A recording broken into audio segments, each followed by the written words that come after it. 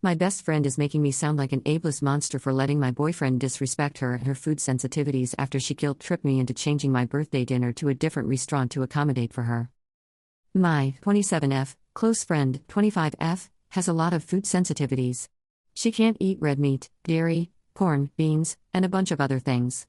Every time she has been over for dinner, I've made sure to follow her restrictions. When we plan to go out for food, I only suggest places that have options for her restrictions. However, when we go out to eat, she usually orders things that she says she isn't able to eat: mac and cheese, burgers, etc.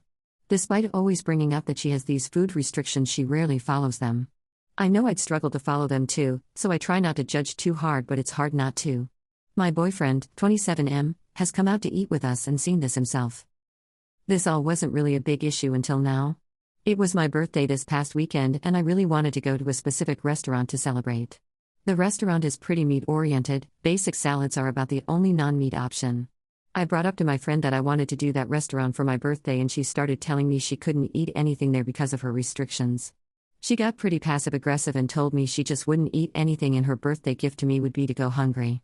I caved and moved my birthday dinner to a different restaurant that had more options, but complained to my boyfriend about the situation.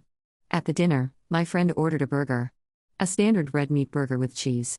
The original restaurant I wanted to go to had multiple burgers on the menu. My boyfriend asked her about her food restrictions and what she could and couldn't eat. She told him all about it, including how she can't eat red meat, cheese, dairy, etc. He said, "Well, you're eating a burger right now." She responded that sometimes she cheats, but she always pays for it later. He responded, "I don't think I've ever seen you not cheat," in a pretty snarky tone. I let out a little laugh, because it's true. She clammed up on the topic and was super passive-aggressive the rest of the night. She texted me the next day saying that it was unacceptable that I would let my boyfriend disrespect her like that, and that we need to apologize. I told her that while his tone was a bit harsh, he was right.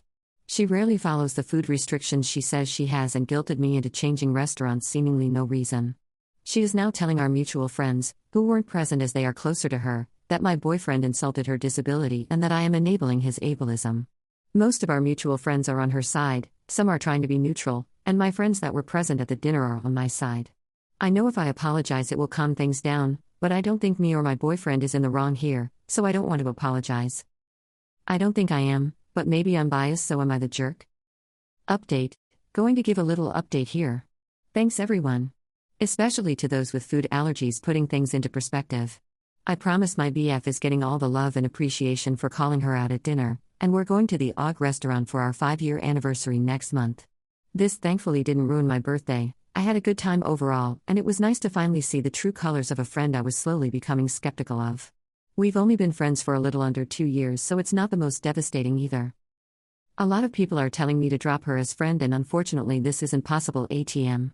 We are in the same, small, graduate program and work really close together, heading a club, research, cohort event planners, student liaisons to the department. I graduate soon and I don't anticipate our friendship continuing post-grad, but dropping her now would make the next 2-ish months unbearable. I know I'm a bit of an idiot for not calling her out sooner, caving, and not confronting her about it at dinner, although I did immediately support my BFS statement.